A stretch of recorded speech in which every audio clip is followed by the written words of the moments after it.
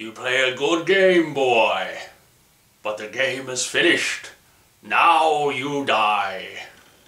Hello, that's me doing Tall Man. I'm coming at you, huge movie fanatic. Nate coming at you to review the, well, it's kind of getting older as the days go on, but this came out in December of 2016, the Wellgo USA Blu-ray release. It's really a shame that Wellgo got a hold of these movies, but whatever. The Wellgo USA Entertainment release of Don Coscarelli's restored or remastered Phantasm, or as the box says, even on the spine, Phantasm Remastered. Now, first off the bat, I'm not particularly keen on when they restore or remaster a movie and then create like new art, and then, well, it doesn't happen that often, and maybe not very often at all, and I'm not particularly keen on the word remastered being a part of the title. There's so many movies that are remastered or restored and they don't, in essence, change the title by adding a word onto it. So that's a strike, you know, for me, is having the word remastered. Luckily it's not on the title when you watch the movie. That would have really been pathetic. But that's just a gripe off the bat for mostly positive Blu-ray release. The new artwork, I'm kind of torn by. I mean, it's like, look at all the spheres. It's completely, like they have like just all kinds of spheres flying, which is completely misleading. This is the Anchor Bay, the last Anchor Bay DVD release, and I always think, I'm a purist, and I always think just go, this is the original poster art. I'm always like, just go with the original poster art. You can never go wrong with original poster art, and that's what Anchor Bay did on their last DVD release of Phantasm. They went with the original poster art, which is perfect. Obviously, I guess, you know, Wellgo or something thought, well, we can't just do the same thing or whatever. I don't know, but the art would be, I guess, better if it wasn't for all the spheres. There's only one sphere at a time in the movie, but whatever. I guess that's just a gripe. This is the back of the box with a weird, not so fantastic likeness of Angus Scrimm as the Tall Man. But apparently, you know, it's kind of cool because apparently, I don't know what the whole deal with, you know, J.J. Abrams, you know, involvement in this project was, but apparently the official story is J.J. Abrams has been a fan of this movie, presumably since it came out or whatever. So his Bad Robot Productions supervised the 4K restoration of this film. So it's kind of exciting that, you know, someone who is whatever, I suppose, famous or whatever, Bad Robot Productions was going to do a meticulous 4K restoration of Phantasm. The intention was always to obviously buy this when it came out in December, and that's what I did along with Ravager, which I have reviewed the movie last year, I think, or yeah, maybe. I reviewed the movie whenever I did. So first off the bat, obviously, and oh, it's very exciting that this movie, and I'm like a purist, like if a movie originally came out in mono, I think you should always have the option to view the movie with the original mono soundtrack, not a, you know, down mix of the newly created surround mix, but the original mono. And from what I can tell, this movie, or this Blu-ray release, does claim to include original mono, and from what I can tell, it is the original mono when you compare it to Gunshots, because back in, I think, 1995, when that special edition, which I have as well, Laserdisc came out, I think that was the first time Phantasm was ever, the mono version was ever opened up for stereo surround. Of course, that wasn't 5.1, it was just stereo surround, and I think at that time was the first time they added, or they enhanced the gunshot effects, whether it's the pistol or the shotgun. they added some oomph to them to make them a little more, which I didn't really like at the time, or still don't like. So that's the way you can kind of tell if you're listening to the one of the ways you can tell if you're listening to the surround mix or the original mono is the gunshots. I didn't watch the whole movie in original mono. I just put it in now and looked at a few scenes.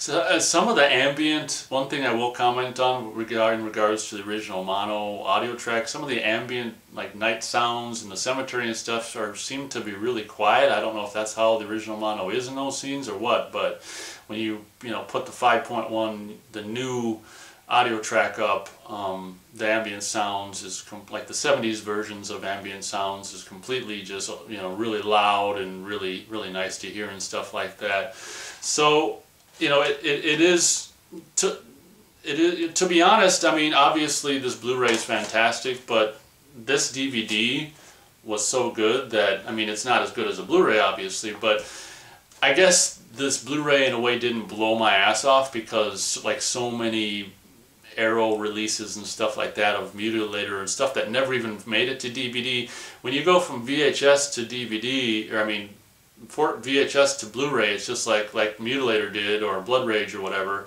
Not that I saw that in anything else but Blu-ray, but when you go from VHS to Blu-ray, it's just like bam, and it's like holy cow. So in a way, this Blu-ray didn't blow my ass off because the Anchor Bay DVD looked pretty good. But obviously, yeah, this is the best way you're going to view this movie. I guess I'm just a little underwhelmed because, like I say, the previous version I had, which is this, looked fine. I actually just rewatched it, I think, in the fall. So I guess that is one of the reasons why I'm not completely blown away. Don't get me wrong. Don't get me wrong. The image quality on this release is absolutely fantastic. The best way you're going to see it. I've got one of them kind of photographic memories, so I mean it does appear different than obviously the Anchor Bay release. So it's kind of like, I don't know if it was just some of the colors are different or whatever. So it takes a little bit getting used to seeing the image look differently. In a lot of cases, you're like, is that better or worse or whatever? It's kind of like when whatever the hell it was, Saturn III Blu-ray came out, and it's kind of like, obviously it's the best way to watch that movie at home, but at the same time, some of the dark seemed, I reviewed that movie in Blu-ray, check it out, years ago. Reviews still up, check it out. Some of the dark seemed darker than they were. So this is kind of the same thing where it's like, it's an improvement, but I don't know.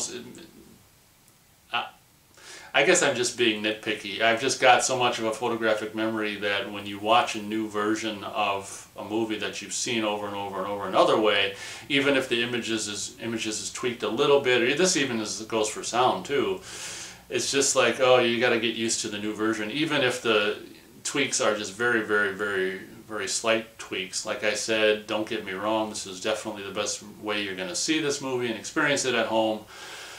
One of the changes that was made here that doesn't exist in any of the other versions, of course, is the replacement of the sphere, and which kind of worried me when the trailer came out, and worried a lot of people in forums. I saw them being worried about it, and worried about the potential George Lucas massacre of this movie, the restoration or whatever. But actually, the shot, well, it's really quick anyway, but, well, there's two shots of it in the movie, but the shots, the two shots of the profile of the ball, of the sphere flying, and the things coming out, the protruding blades or whatever, is completely fantastic. Reimagining or replacing of the original sphere. It does make you, I mean, I can say in my opinion that it's better. I mean, it is better than the original shot. And what's really cool is it's not like they replaced the whole shot. Like, from what I can tell, you still have the original 1979 background going by with with the newly added like sphere and the blades coming out. So it's not like a completely CG new shot. So it really, to me, in my opinion, the newly done sphere with the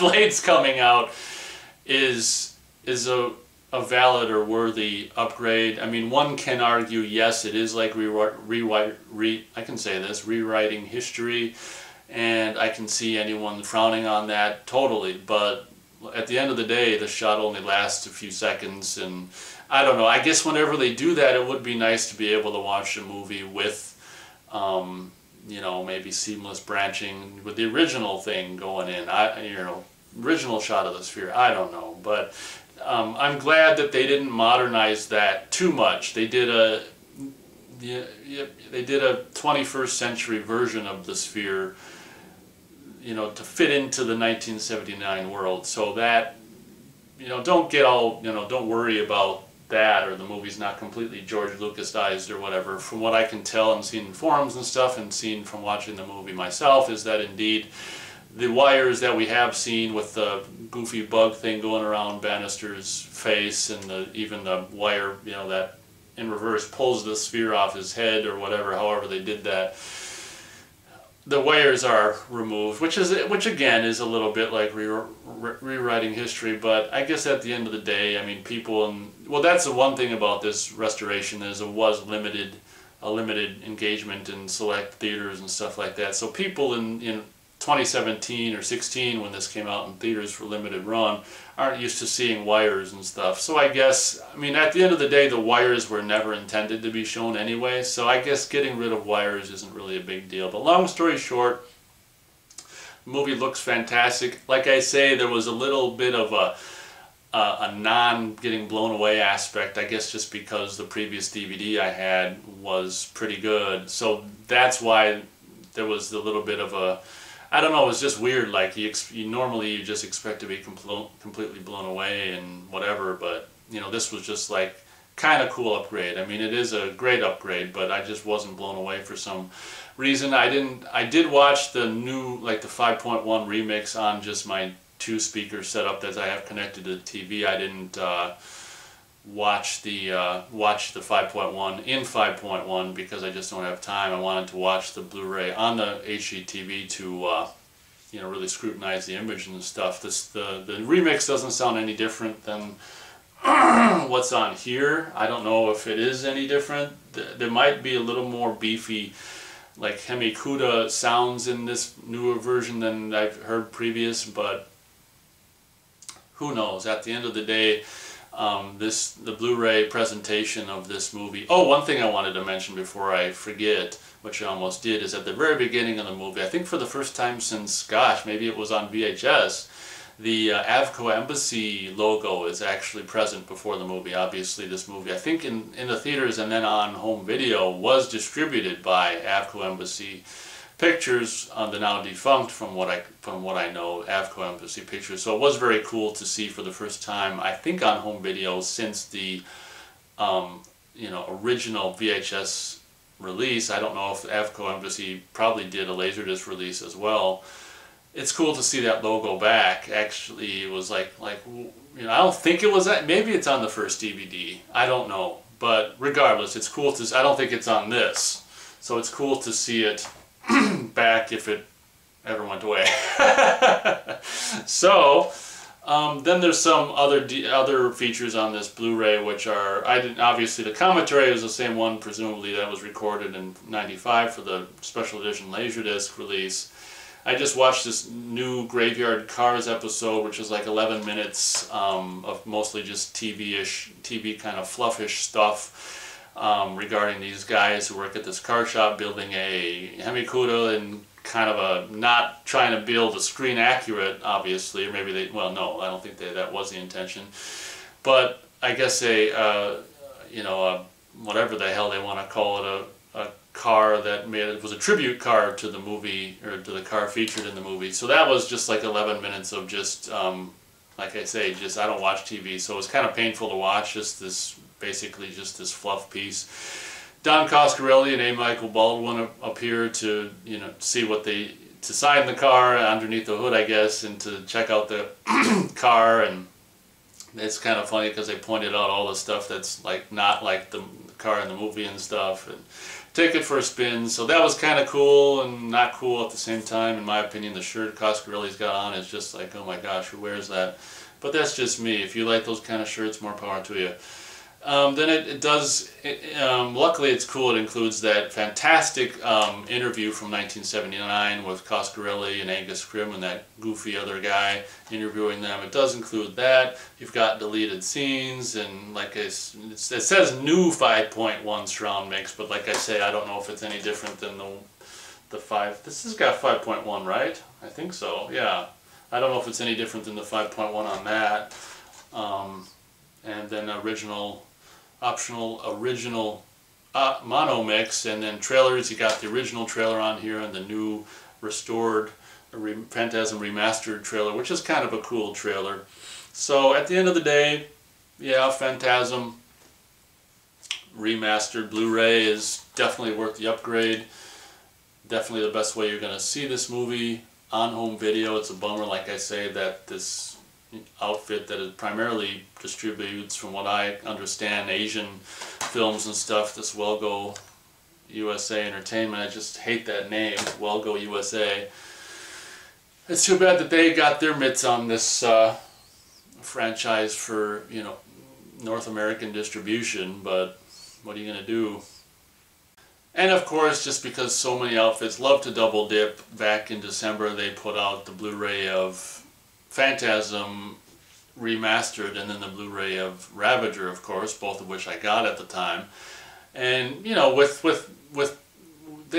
not like they withheld the fact that they were going to do a box set later this year.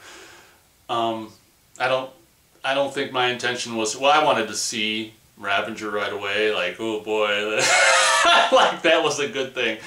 But long story short, in March there is going to be, I think it's March 28th, there's going to be Wellgo what the hell is it called? Wellgo USA Entertainment is going to put out a box set including all 5 Phantasm films. I just looked at the cover, with a kind of a crappy cover of Tall Man, which doesn't, like, the painting's good, but the face of Tall Man doesn't really capture, in my opinion, Angus Scrimm's likeness. I think the cover looks horrible for a box set of all 5 films. Then there's disappointed because there's a Arrow Films or Arrow video release of the entire Phantasm series that's coming out in the UK only. You lucky bastards in the UK are very lucky. Arrow Films, or I always say Arrow Films, Arrow Videos collection of all 5 Phantasm movies comes out in a fantastically cool, like, sphere thing sitting in a little case, and very very jealous of you people living in the UK that obviously I would be completely in for that Arrow video release of the box set or collection of the 5 Phantasm films if that was available here. But you know, to me the best ones are, you know, 1 and 2 or whatever. I mean, I don't have 2 on Blu-ray. I guess I'm not particularly keen on having 2 through, you know, the only other one I'd really want on Blu-ray is 2, which is on Scream Factory. So I guess I could just buy Phantasm 2 separately and have all the ones I want on Blu-ray. On Blu-ray, I don't really need 3, 4, and of course I've got 5 on Blu-rays. So that's my review of the Phantasm, maybe long-winded review of the Phantasm Remastered Blu-ray by Wellgo, I hate that name, USA Entertainment. And my gripes about the cover art with multiple spheres. I mean, there's only 1 sphere at a time in that movie, if memory serves, so I don't know who okayed that. But like I say, I mean, the rest of the cover's okay. Lady in Labradore's kind of, I don't know, whoever they're getting to do this painting, like the Angus kind of just passes, but the likenesses aren't particularly great. So, like I say, this doesn't hold a candle to this, ironically, which is the art that was created the same time the movie was. So, I guess that'll do it for my review of the Phantasm. I always gotta look remastered Blu-ray. And now for the clip. It's basically the end of a little Phantasm fan film I made in 1990. That was the year I discovered Phantasm 1 and 2. Those were the only ones that existed at the time. I basically made a little Phantasm short, which is completely unwatchable except for the part that you're going to see, which is the end where I recreate a killing by a fantastic sphere. I did my my own version of a sphere killing in this little video I made with a Fisher-Price black and white PXL 2000 video camera. This is my 1990 visual effects at work. It's actually pretty impressive for being like 13 years old and just having nothing to work with except for like a drill and a baseball and some sheet metal and a garden hose. So feel free to continue watching and watch this very exciting, basically this is how my little fan video ends. I'm saving you the grief of having to watch the whole thing. It's not very long, but we'll just show you the best parts. So without further ado, here we go.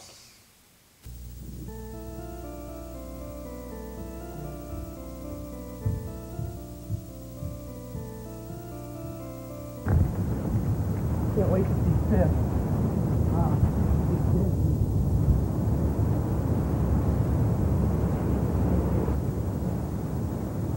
Wow, there's a grade. Oh, yeah. Let's see. Students Aren't My Dream died in 1989. She is a great girl. Hey, Dave, you hear something?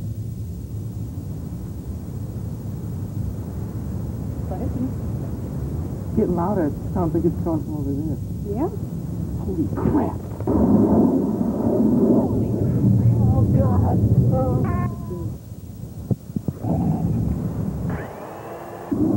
Brother! Oh, God! Oh, God! Oh, God!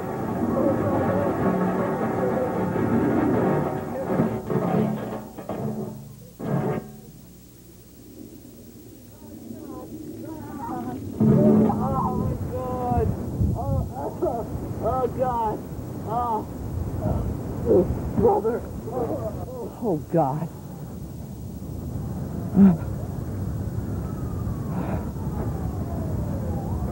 What the heck did this to him? Besides the obvious.